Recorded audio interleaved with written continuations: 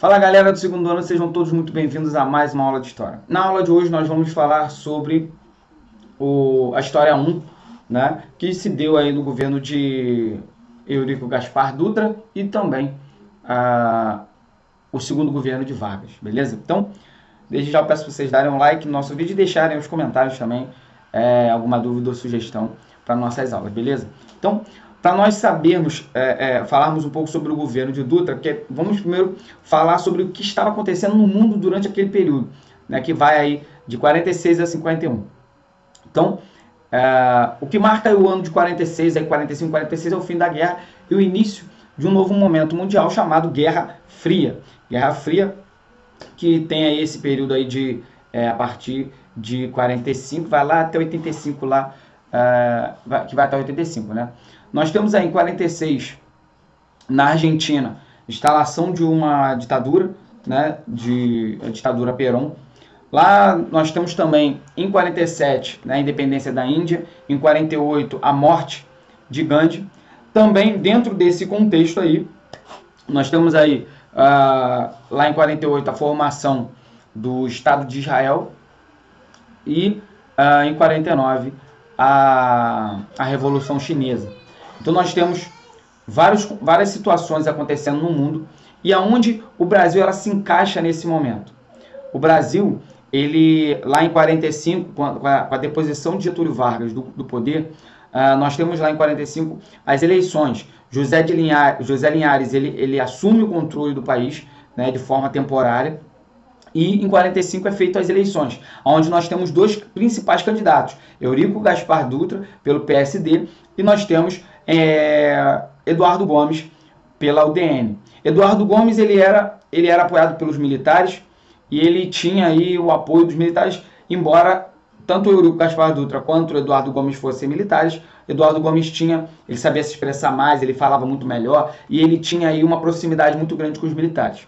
Já Eurico Gaspar Dutra não se comunicava muito bem, não era muito bom com as palavras. Mas, no mesmo ano, no meado daquele ano, Getúlio Vargas, ele se pronuncia, escrevendo uma carta, e ele deixa claro o apoio a Eurico Gaspar Dutra. E isso faz com que, no final do ano, quando ocorreu as eleições, Gaspar Dutra tivesse uma grande massa de apoio, conseguindo aí 3 milhões e poucos votos a favor do seu mandato. E Eurico Gaspar Dutra, ele ganha a eleição, ele vence a eleição.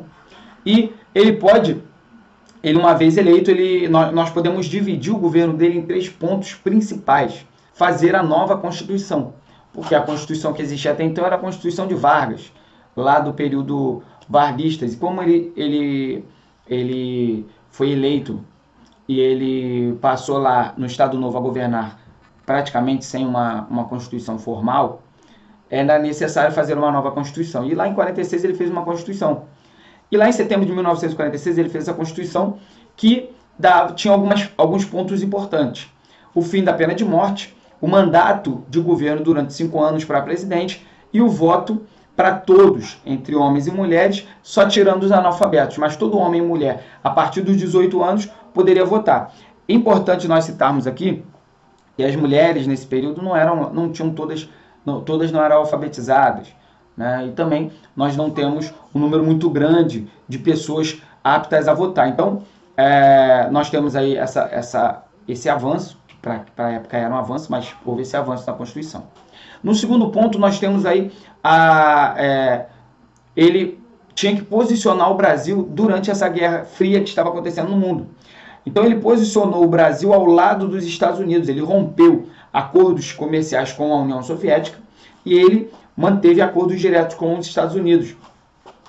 Houve uma perseguição dos partidos socialistas, o fechamento do Partido Comunista, né, e os comunistas novamente tiveram que tinha reaberto o partido. Então o Partido Comunista teve que entrar para as sombras novamente. Houve uma perseguição a esse Partido Comunista, tá? Partido Comunista e Partidos Socialistas, e houve aí essa aliança com os Estados Unidos, onde eles ganharam muito dinheiro dos americanos para investir em diversas áreas.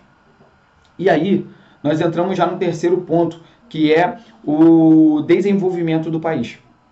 Tinha o objetivo de desenvolver o país. Então, já no final do seu governo, ele busca também essa questão do desenvolvimento do país. Só que aí ele recebeu muito dinheiro dos Estados Unidos e ele fez compras supérfluas. Infelizmente, esse dinheiro que ele recebeu, ele fez algumas compras que, segundo o que se fala sobre esse período, é que realmente ele fez várias compras supérfluas e realmente não investiu muito no que deveria. Ele lançou o chamado Plano SALT, que era a combinação de palavras de coisas, de assuntos que ele iria tratar dentro da economia também do país, que dizia o seguinte: o SALT, o S de SALT era a saúde, né? Ele iria investir na saúde. Ele até inaugurou dois hospitais, participou da inauguração, do desenvolvimento de 2 hospitais.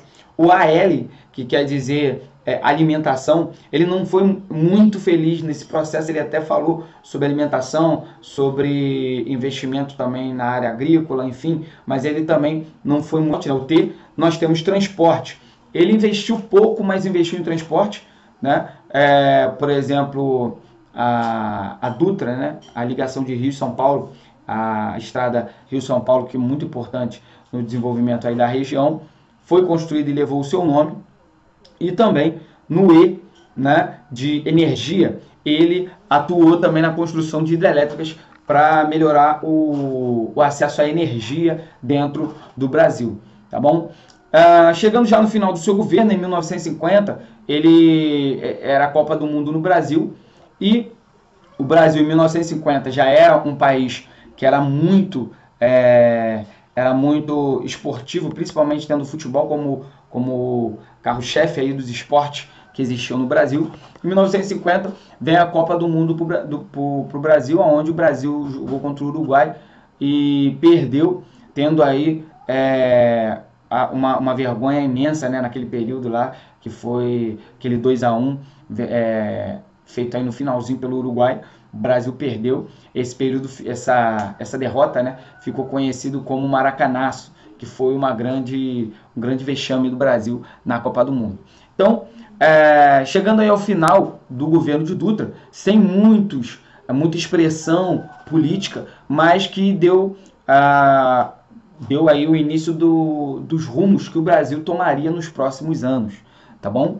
Então, o governo Dutra ele editou esse ritmo. Então, nós temos aí 3 pontos principais para o governo de Dutra, que foi fazer a Constituição de 1946, posicionar o Brasil no exterior, né, na política externa, e também desenvolver o país, que não foi muito satisfatório, mas ele conseguiu administrar aí bem, passando o bastão para o segundo governo de Vargas.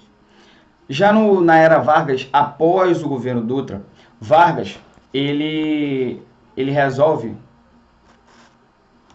já na era Vargas, né, nesse governo Vargas, que ele entra lá para o seu segundo governo, Vargas, o que ele faz? Para ele ser eleito, ele busca apoio entre os estados e municípios. O que Vargas faz? Ele corre todo o Brasil em torno de apoios, buscando apoios para desfazer a imagem de ditador que ele tinha.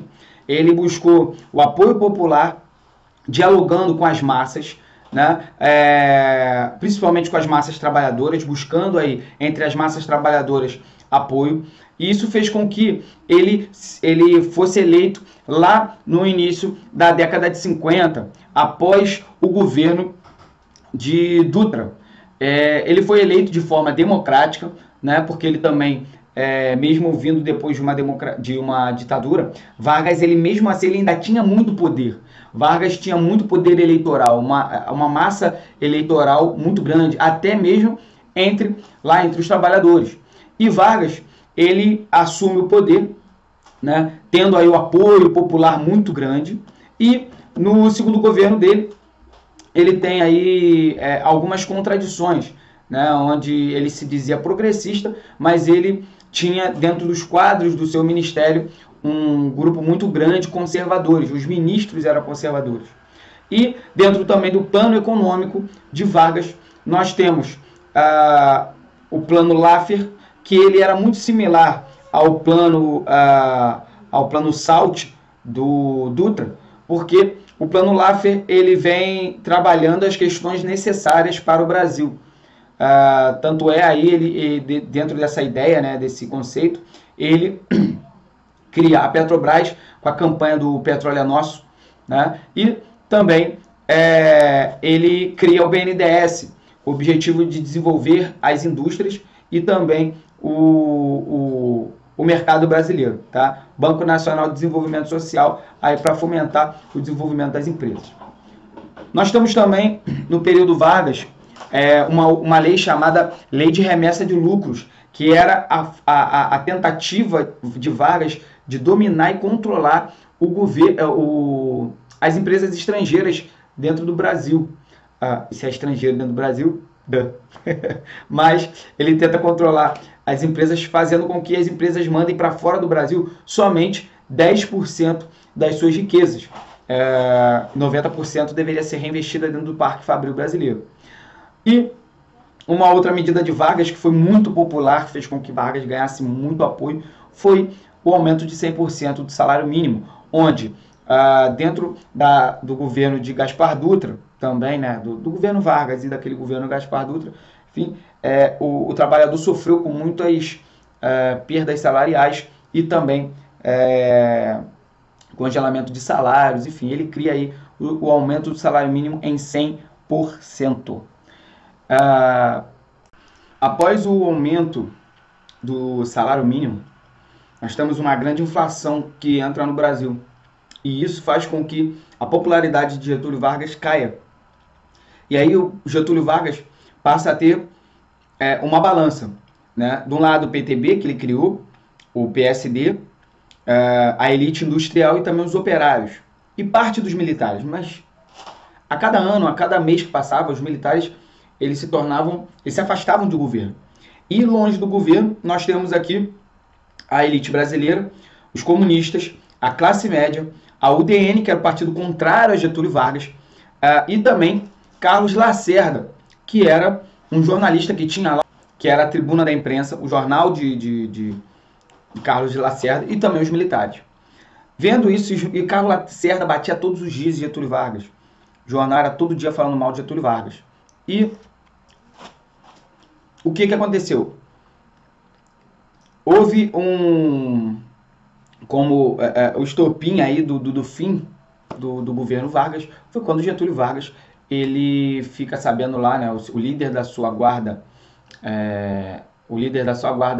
da guarda de Getúlio Vargas, ele resolve criar tentam assassinar Carlos Lacerda, e é quando há uma investigação e descobrem lá em Copacabana, descobrem que tentaram matar Carlos Lacerda e que essa tentativa de assassinato estava ligada diretamente a Getúlio Vargas. Isso fez com que Getúlio Vargas ele perdesse totalmente o apoio, até mesmo de Café Filho, que era o seu vice na chapa. Ele perdeu o apoio até do seu vice, perdeu o apoio dos militares, a Marinha, Exército e Aeronáutica, e também ele perde o apoio do povo, porque as pessoas começaram a ver que realmente, de parte, né, da população, eles começaram a ver que Getúlio Vargas mandou assassinar, acharam que ele tinha mandado assassinar um jornalista e tentaram tirar Getúlio Vargas. E aí Getúlio Vargas ele faz lá a sua carta de despedida, depois de tantas pressões contra ele, e termina lá o seu mandato, né, através de um suicídio, onde ele dá um tiro no peito, e tem aí com sua frase dita, né? Saio da vida para entrar para a história. E ele dizendo, né, que na verdade ele só sairia daquele no final de mais uma aula. Estamos aí, né? Se vocês tiverem alguma dúvida, deixem nos comentários que eu vou estar aqui respondendo, beleza? Galera, segundo ano, façam os exercícios conceituais. Um grande abraço e valeu!